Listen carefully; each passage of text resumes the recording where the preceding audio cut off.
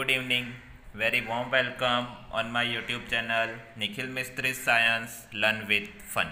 आज हम यहाँ पे डिस्कस करने वाले हैं 9th स्टैंडर्ड इंग्लिश मीडियम के अंदर साइंस एंड टेक्नोलॉजी में बायोलॉजी पोर्शन के अंदर chapter number 5 the fundamental unit of life part 6 के बारे में, कि जो कि इस चैप्टर का लास्ट पार्ट है।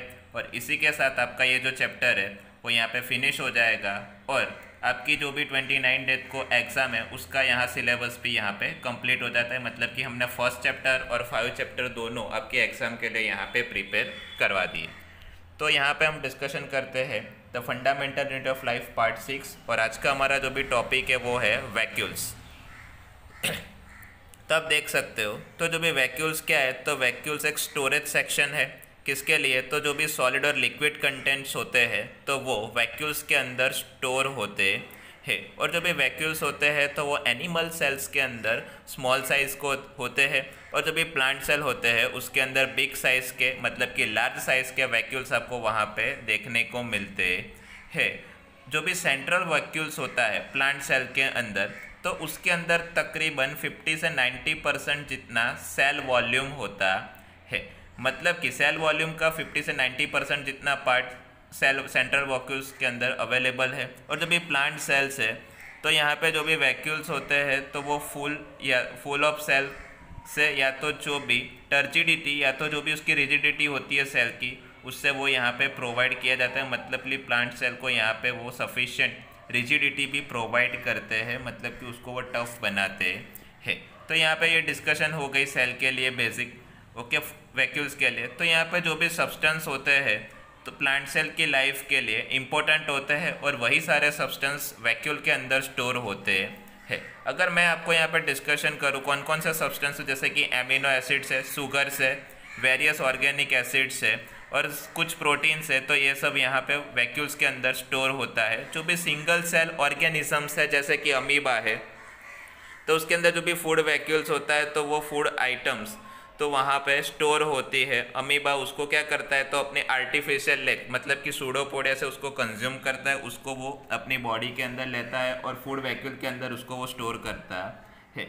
कुछ यूनिसेलुलर ऑर्गेनिजम्स, उसके लिए स्पेशलाइज वैक्यूल्स उसकी लाइफ में, मतलब कि जो भी फूड है उसको कंटेन करने में जो भी इम्पोर्टेंट रोल है वो प्ले करता है। मतलब कि वो इजीली जो भी पानी होता है उसको वो एक्सेस करता है और जो भी वेस्ट होता है उसको वो सेल की बॉडी से उसी वैक्यूल के थ्रू अपनी बॉडी में से उसको बाहर निकालने का, मतलब कि रिमूव करने का वो वर्क करता है। तो उसी तरह ये जो वैक्यूल है तो वो किसी भी सब्सटेंस को गेन करने के लिए और रिमूव करने के लिए यूनिसेलुलर ऑर्गेनिजम्स के अंदर मोस्ट इम्पॉर्टेंट है, यूजफुल है। यहाँ पे जो भी सेल होता है तो वो एक एक्वायर स्ट्रक्चर है, ओके, और उसकी एबिलिटी, उसका जो भी फंक्शन आपको यहाँ पे दिया वो क्या है, तो जो भी ऑर्गेनेस होता है उसको स्पेसिफिक वे से जो भी मेम्ब्रेन्स होता है उसका ऑर्गेनाइजेशन, मतलब कि उसका डेवलपमेंट करने का यहाँ पे उसको वर्क दिया जाता है। मतलब कि उसका जो भी पार्ट्स है वो किस तरह से एक्टिविटी को परफॉर्म करता है उसके अकॉर्डिंग यहाँ पे जो भी सेल है, ओके, तो उसको यहाँ पे उसका जो भी स्ट्रक्चरल ऑर्गेनाइजेशन है उसके अकॉर्डिंग आप यहाँ पे उसको सेपरेट कर सकते हो,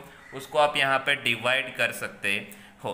तो उसकी वजह से जो भी सेल है तो स्पेसिफिक फंक्शंस को फॉलो करता है, जैसे कि रेस्पिरेशन है, ऑब्टेनिंग न्यूट्रिशंस, मतलब कि न्यूट्रिशंस, ओके, फिर clearing the waste of material, जैसे कि किडनी सिस्टम्स, एक्सक्रीशन सिस्टम उसको आप बोल सकते हो, और फॉर्मिंग अ न्यू प्रोटीन, मतलब कि न्यू प्रोटीन का डेवलपमेंट तो स्पेसिफिक ऑर्गन के थ्रू किसी भी लिविंग बॉडी के अंदर होता है। मतलब कि हर एक वर्क को कंप्लीट करने के लिए specified organ, specified tissue required है। और जो भी फंडामेंटल स्ट्रक्चर है लिविंग ऑर्गेनिजम्स का तो उसको आप सेल बोल ही सकते हो। और किसी भी फंक्शनल यूनिट ऑफ लाइफ तो वो भी क्या है, सेल के थ्रू ही होता है। मतलब कि उसको आप basic functional unit of life भी बोल सकते हो।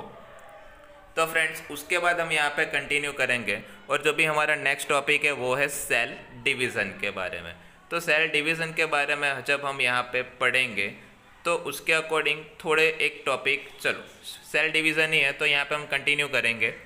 तो देख सकते हो जो भी न्यू सेल है वो मेनली किससे बनते हैं, तो पुराने सेल में से ही बनते हैं। लेकिन क्यों बनते हैं, तो जब पुराने सेल डेड हो जाते हैं या तो पुराने सेल को रिप्लेस करने के लिए या तो जो भी इंजर्ड सेल, मतलब कि जो बिगड़े हुए सेल है उसको रिप्लेस करने के लिए जो पुराने सेल होते हैं उसमें से रिप्रोडक्शन करके नए सेल डेवलप होते है। और ये जो प्रोसेस है मतलब कि पुराने सेल में से जो भी नए सेल डेवलप होने की प्रोसेस है, तो उसको आप क्या बोल सकते हो, सेल डिवीज़न बोल सकते हो।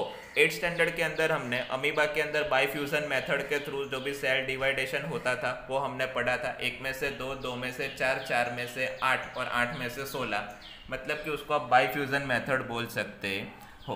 तो यहाँ पे ये जो सेल डिवीज़न है उसके 2 टाइप्स आपको दिए हुए हैं, मिटोसिस और मियोसिस। ओके, तो ये जो प्रोसेस है सेल डिवीज़न की, तो मोस्ट ऑफ जो भी सेल डिवाइड होते हैं और ग्रोथ होते हैं तो उसको आप क्या बोल सकते हो, मिटोसिस बोल सकते हो। तो जनरली यहाँ पे पहले हमने डिस्कशन किया मिटोसिस के बारे में। तो इन मिटोसिस और मियोसिस दोनों के जो भी डायग्राम्स है वो आपको आगे वाली स्लाइड में दिए हुए है। यहाँ पे हम कंटिन्यू करेंगे। ये जो प्रोसेस है जिसमें क्या होता है, तो जो भी मदर सेल होता है वो डिवाइड होता है। ओके, और उसमें से ही आपको 2 आइडेंटिकल डॉटर सेल्स आपको वहाँ पे मिलते हैं। तो उसका जो भी डायग्राम्स है तो वो आपको नेक्स्ट अगली वाली स्लाइड में दिया हुआ है। ओके, और वो कैसे पॉसिबल है तो उसकी भी हम डिस्कशन करेंगे। जो भी डॉटर सेल्स होते हैं तो उसके अंदर सेम नंबर ऑफ क्रोमोसोम्स होते हैं कि जो कैसे है तो भाई मदर सेल्स में से आते हैं। मतलब कि जनरली ह्यूमन बीइंग की बात करें तो उसके अंदर क्या होता है, तो भाई 23 पेयर होते हैं।